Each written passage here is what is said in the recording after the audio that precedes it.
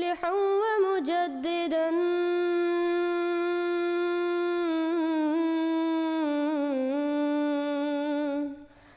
فارنوا بنظر طاهر وجنان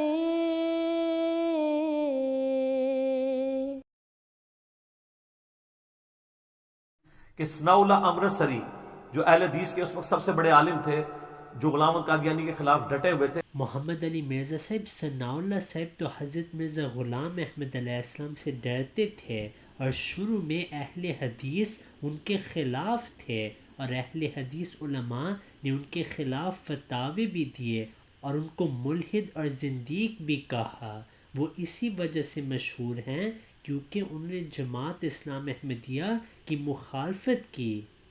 مولوی اور مخالفین جماعت اسلام احمدیہ حضرت مرزا غلام احمد علیہ السلام پہ یہ اعتراض کرتے ہیں کہ آپ علیہ السلام نے مولوی ثناءاللہ کو بد دعا دی، اور پھر آپ علیہ السلام کی وفات پہلے ہوئی، اور اس کا یہ مطلب ہے کہ نعوذ باللہ من ذالک آپ نے اپنے دعوے میں جھوٹ بولا اور ثناءاللہ صاحب حق پہ تھے. اس ویڈیو میں ہم پھر سے اسی اعتراض کا حوالوں کے ساتھ جواب دیں گے. 15 اپریل 1907 کو حضرت مرزا غلام احمد علیہ السلام نے ایک اشتہار کو شائع کیا اور اس کا نام آخری فیصلہ تھا. یہ ثناءاللہ کو ایک مباہلہ کی دعوت تھی. ہمارے لٹریچر میں یہی لکھا ہے کہ یہ ایک مباہلہ تھا، اور ہم تمام مخالفین کو چیلنج دیتے ہیں کہ وہ حضرت مسیح موعود علیہ السلام کی کتب سے کوئی بھی الہام یا پیش گوئی دکھائیں جس میں آپ علیہ السلام نے یہ فرمایا ہو کہ ثناءاللہ آپ علیہ السلام کی زندگی میں فوت ہوگا. مخالفین جھوٹ بولتے ہیں اور کہتے ہیں کہ یہ ایک یک طرفہ بد دعا تھی. بعض مولوی تسلیم کرتے ہیں کہ یہ ایک مباہلہ تھا، لیکن وہ کہتے ہیں کہ کیونکہ ثناءاللہ امرتسری نے اس مباہلہ کو قبول کیا، حضرت احمد علیہ السلام کی وفات پہلے ہو گئی. لیکن یہ بھی بالکل جھوٹ ہے. جب آپ علیہ السلام نے ثناءاللہ کو چیلنج دیا تو 19 اور 26 اپریل کو ثناءاللہ نے اس چیلنج کا جواب دیا. مخالفین آخری فیصلہ کی تحریر تو دکھاتے ہیں لیکن کبھی بھی ثناءاللہ امرتسری کے الفاظ نہیں دکھاتے، کیونکہ ثناءاللہ صاحب نے واضح طور پر کہا ہوا ہے کہ یہ مباہلہ تھا اور کہ وہ اس مباہلہ کو قبول نہیں کر سکتے. اب ہم ثناءاللہ امرتسری کے الفاظ کو دیکھیں گے. کیا ثناءاللہ کے مطابق یہ ایک مباہلہ تھا یا ایک یک طرفہ بد دعا؟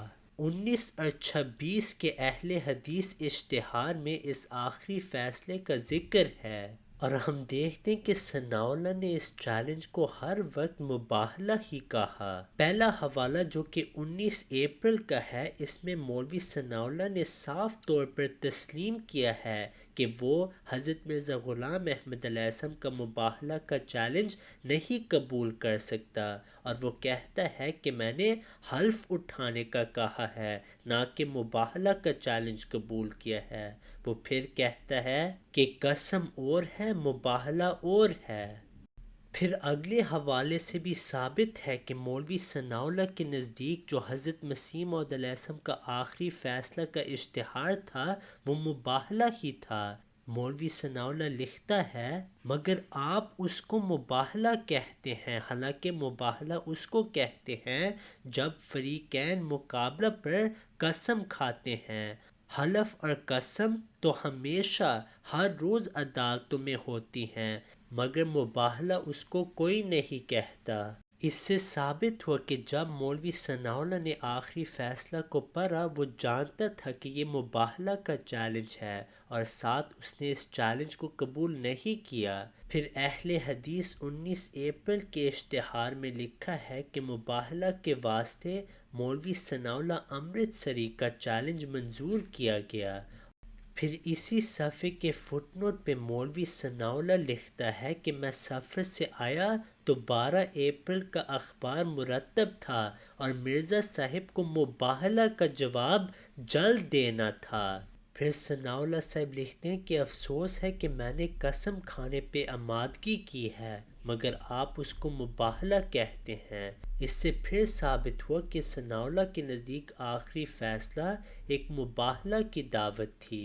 پھر 26 اپریل کے اشتہار میں بھی مولوی ثناء اللہ لکھتا ہے کہ کرشن جی نے خاکسار کو مباہلہ کے لیے بلایا۔ پھر ثناء اللہ لکھتا ہے کہ اول کہ اس دعا کی منظوری مجھ سے نہیں لی اور بغیر میری منظوری کے اس کو شائع کر دیا۔ اب اگر حضرت مسیح موعود علیہ السلام کا آخری فیصلہ مباہلہ نہیں تھا اور صرف ایک بد دعا تھی جیسے مولوی کہتے ہیں، پھر ثناء اللہ یہ کیوں کہہ رہا ہے کہ میرے سے کوئی منظوری نہیں لی گئی؟ کیا بد دعا کے لیے کسی سے منظوری ضروری ہوتی ہے؟ دوسری بات یہ ہے کہ پورے اشتہار میں ثناء اللہ نے اس کو مباہلہ ہی کہا۔ اب ثناء اللہ کو پتہ تھا کہ یہ ایک مباہلہ کا چیلنج تھا، لیکن وہ ڈرتا تھا اور اس میں یہ ہمت نہیں تھی کہ وہ اللہ کے شعر کے ساتھ مباہلہ کرے، کیونکہ وہ جانتا تھا کہ جو دوسرے مولویوں نے مباہلہ کیا وہ سب ہلاک ہوئے۔ جب یہ مباہلہ کا چیلنج علماء کو گیا تو بعض نے صداقت حضرت احمد علیہ السلام تسلیم کی اور ان میں سے حضرت خواجہ غلام فرید صاحب بھی تھے۔ پھر جنہوں نے اس مباہلے کو تسلیم کیا وہ ہلاک ہو گئے۔ اب غلام دستگیر قصوری ایک بہت مشہور عالم تھے، بلکہ آج تک دیوبندی اہل حدیث اور بریلوی لوگ ان کا نام لیتے ہیں اور ان کی کتب شائع کرتے ہیں، کیونکہ انہوں نے جماعت اسلام احمدیہ کی مخالفت کی، لیکن وہ یہ عوام الناس سے چھپاتے ہیں کہ انہوں نے حضرت مسیح موعود علیہ السلام کے ساتھ مباہلہ کیا، اور اس مباہلے کے چند دن بعد وہ اور ان کے 2 بیٹے طاعون میں ہلاک ہو گئے۔ حضرت مرزا غلام احمد علیہ السلام اپنی مشہور کتاب حقیقت الوحی میں تحریر فرماتے ہیں، ایسا ہی مولوی غلام دستگیر قصوری نے اپنے طور پر مجھ سے مباہلہ کیا اور اپنی کتاب میں دعا کی کہ جو کاذب ہے خدا اس کو ہلاک کرے۔ پھر اس دعا سے چند دن بعد آپ ہی ہلاک ہو گیا۔ جواب میں ملا نے یہ اعتراض کیا کہ نعوذ باللہ من ذالک، حضرت مسیح موعود علیہ السلام نے یہاں پر جھوٹ بولا اور غلام دستگیر قصوری نے کوئی مباہلہ یا بد دعا نہیں کی۔ یہ جھوٹا الزام ہے اور آج تک انہی کے مولوی وہ بد دعا اور مباہلہ خود ہی شائع کر رہے ہیں۔ اس کتاب احتساب قادیانیت میں غلام دستگیر قصوری کی کتاب فیض رحمانی ہے اور اس میں یہ حوالہ موجود ہے۔ مرزا قادیانی اور اس کے حواریوں کو توبہ نصوح کی توفیق رفیق فرما، اور اگر یہ مقدر نہیں تو ان کو مورد اس آیت فرقانی کا بنا، فَقُطِعَ دَابِرُ الْقَوْمِ الَّذِينَ ظَلَمُوا وَالْحَمْدُ لِلَّهِ رَبِّ الْعَالَمِينَ، یعنی پس کاٹ دی گئی اس قوم کی جڑ جنہوں نے ظلم کیا تھا، اور سب حمد اللہ ہی کے لیے ہے جو تمام جہانوں کا رب ہے۔ اب بہت سارے دیوبندی یہ بات چھپاتے ہیں کہ ان کے مجدد رشید احمد گنگوئی صاحب کی بھی وفات حضرت مرزا غلام احمد علیہ السلام کے ساتھ مباہلے کے بعد ہوئی۔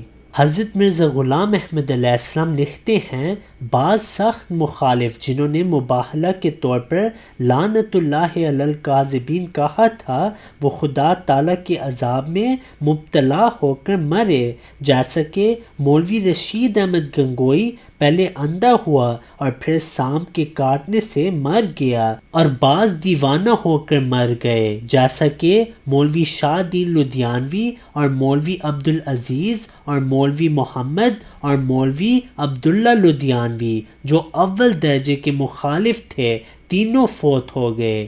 ایسا ہی عبد الرحمن محی الدین لکھوکے والے اپنے اس الہام کے بعد کہ کاذب پر خدا کا عذاب نازل ہوگا فوت ہو گئے۔ اب بعض دیوبندی جھوٹ بولتے ہیں کہ ایسے رشید احمد گنگوئی صاحب کی وفات نہیں ہوئی، لیکن الحمدللہ یہ ان کی کتب میں بھی موجود ہے۔ اور ان کے سوا اور بھی کئی لوگ ہیں جو ایذاء اور اہانت میں حد سے بڑھ گئے تھے اور خدا تعالیٰ کے قہر سے نہیں ڈرتے تھے، اور دن رات ہنسی اور ٹھٹھا اور گالیاں دینا ان کا کام تھا۔ آخرکار طاعون کا شکار ہو گئے، جیسا کہ منشی محبوب عالم صاحب احمدی لاہور سے لکھتے ہیں کہ ایک میرا چچا تھا جس کا نام نور احمد تھا، وہ موضع بھیڑی چٹھا کا تحصیل حافظ آباد کا باشندہ تھا۔ اس نے ایک دن مجھے کہا کہ مرزا صاحب اپنی مسیحیت کے دعوے پر کیوں کوئی نشان نہیں دکھلاتے؟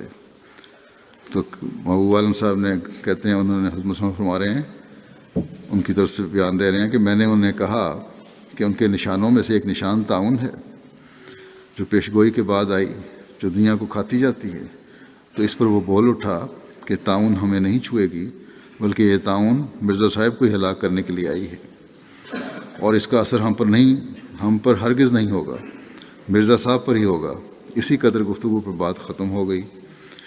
تو منشی محبوب عالم صاحب کہتے ہیں کہ جب میں لاہور پہنچا تو ایک ہفتے کے بعد مجھے خبر ملی کہ چچا نور احمد تعاون سے مر گئے، اور اس گاؤں کے بہت سے لوگ اس گفتگو کے گواہ ہیں، اور یہ ایسا واقعہ ہے کہ چھپ نہیں سکتا۔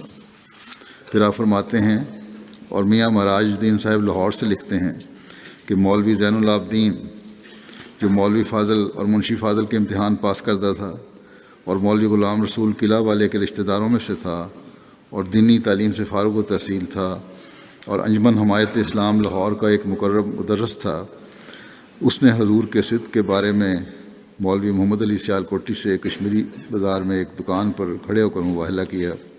پھر تھوڑے دنوں کے بعد بمرض تعاون مر گیا، اور نہ صرف وہ بلکہ اس کی بیوی بھی تعاون سے مر گئی، اور اس کا داماد بھی جو محکمہ اکاؤنٹنٹ جنرل میں ملازم تھا تعاون سے مر گیا۔ اس طرح اس کے گھر کے 17 آدمی مباہلے کے بعد تعاون سے ہلاک ہو گئے۔ یہ عجیب بات ہے، آپ فرماتے ہیں، حضرت مسیح علیہ الصلوۃ والسلام فرماتے ہیں کہ یہ عجیب بات ہے کہ کیا کوئی اس بھید کو سمجھ سکتا ہے کہ ان لوگوں کے خیال میں کاذب اور مفتری اور دجال تو میں ٹھہرا، مگر مباہلے کے وقت میں یہی لوگ مرتے ہیں۔ کیا نعوذ باللہ خدا سے بھی کوئی غلط فہمی ہو جاتی ہے؟ ایسے لوگوں پر کیوں یہ قہر الہی نازل ہے جو موت بھی ہوتی ہے اور پھر ذلت اور رسوائی بھی؟ اور فرماتے ہیں کہ اور میاں مہاراج دین لکھتے ہیں کہ ایسا ہی کریم بخش نام لاہور میں ایک ٹھیکے دار تھا، وہ سخت بے ادبی اور گستاخی حضور کے حق میں کرتا تھا، اور اکثر کرتا ہی رہتا تھا۔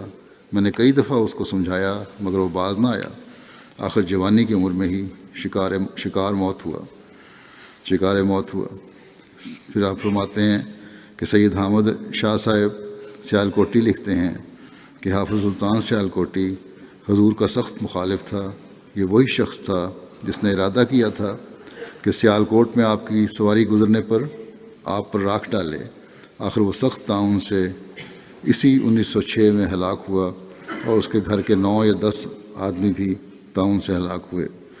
ایسا ہی شہر سیالکوٹ میں یہ بات سب کو معلوم ہے کہ حکیم محمد شفیع جو بیعت کر کے مرتد ہو گیا تھا، جس نے مدرسۃ القرآن کی بنیاد ڈالی تھی، آپ کا سخت مخالف تھا۔ یہ بدقسمت اپنی اغراض نفسانی کی وجہ سے بیعت پر قائم نہ رہ سکا، اور سیالکوٹ کے محلہ لوہارا کے لوگ جو سخت مخالف تھے، عداوت اور مخالفت میں ان کا شریک ہو گیا۔ آخر وہ بھی تعاون کا شکار ہوا، اور اس کی بیوی اور اس کی والدہ اور اس کا بھائی سب یکے بعد دیگرے تعاون سے مرے، اور اس کے مدرسے کو جو لوگ امداد دیتے تھے وہ بھی ہلاک ہو گئے۔ پھر فرمایا کہ ایسا ہی مرزا سردار بیگ سیالکوٹی جو اپنی گندہ زبانی اور شوخی میں بہت بڑھ گیا تھا، اور ہر وقت استہزاء اور ٹھٹھا اس کا کام تھا، اور ہر ایک بات طنز اور شوخی سے کرتا تھا، وہ بھی سخت تعاون میں گرفتار ہو کر ہلاک ہوا۔ اور ایک دن اس نے شوخی سے جماعت احمدیہ کے ایک فرد کو کہا کہ کیوں تعاون کرتے ہو؟ ہم تو تب جانے کہ ہمیں تعاون ہو۔ بس اس سے 2 دن بعد تعاون سے مر گیا۔ اب ملا حضرت اقدس مسیح موعود علیہ السلام کا آخری فیصلہ تو پڑھ دیتے ہیں، لیکن آخر پہ آپ علیہ السلام نے واضح لکھا کہ اب ثناءاللہ اس کو اپنے اخبار میں شائع کرے۔ پھر ثناءاللہ نے آخری فیصلہ اپنے اخبار میں شائع کیا، اور اس کے بعد جواب دیا کہ میں اس کو کیوں قبول نہیں کر سکتا، یعنی آخری فیصلہ کو شائع کر کے بھی اس نے انکار کیا کہ میں اس کو منظور نہیں کر سکتا، اور ساتھ وجوہات بھی دیں۔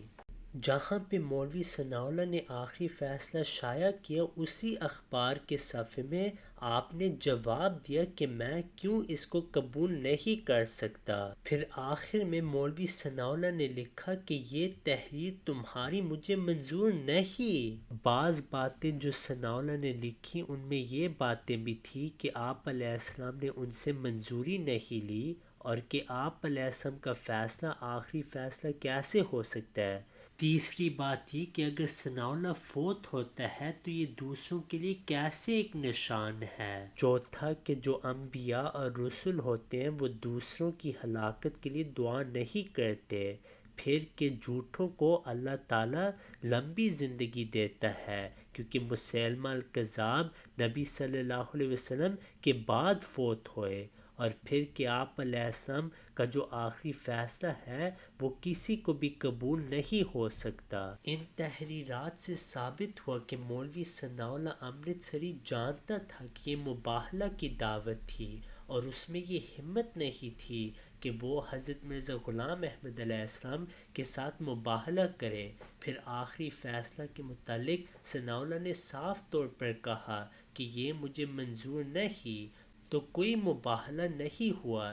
اس کی مثال ہم نجران کے عیسائیوں سے بھی دے سکتے ہیں، جنہوں نے آپ صلی اللہ علیہ وسلم سے مباہلہ نہیں کیا، اور آپ صلی اللہ علیہ وسلم کی وفات پہلے ہوئی۔ اس سے ثابت ہوا کہ نبی صلی اللہ علیہ وسلم اور حضرت احمد علیہ السلام دونوں سچے نبی تھے، اور ان کے مخالفین میں یہ جرت نہیں تھی کہ وہ مباہلہ کریں، اور جنہوں نے مباہلہ کیا وہ سب کے سب ہلاک ہوئے۔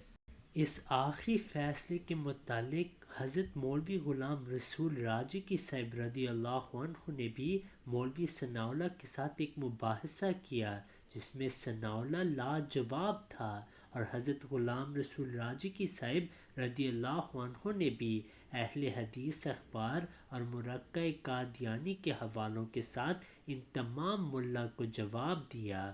اور اس کے بعد بہت سارے غیر احمدی مسلمانوں نے بھی اور مولویوں نے بھی غلام رسول راجکی صاحب رضی اللہ عنہ کا شکریہ ادا کیا۔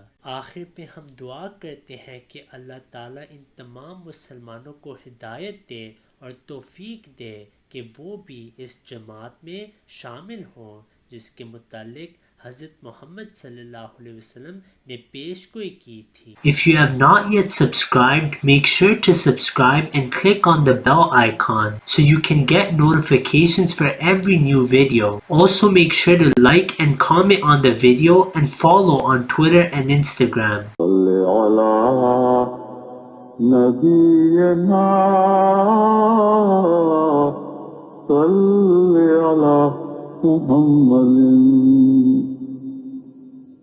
على سفينا صل على محمد